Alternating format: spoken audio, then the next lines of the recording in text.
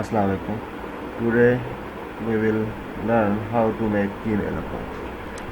Just right here, create Gmail account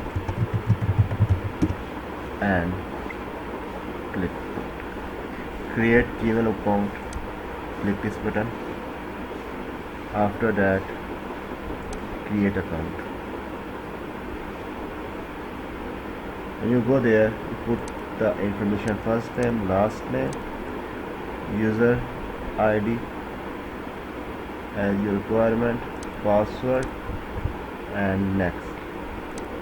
Just like Umair Sultan Umair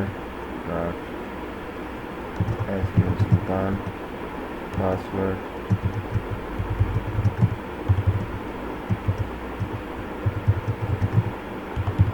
and complete this and next button. He said that this is already have, so you choose another. Okay, I choose this. Next. After this, complete this, so you will have to any mobile number, not any your mobile number, but you will get the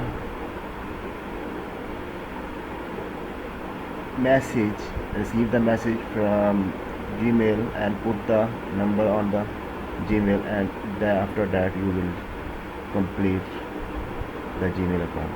Recovery email address, any other email address you can put here, date of birth, gender male, and next.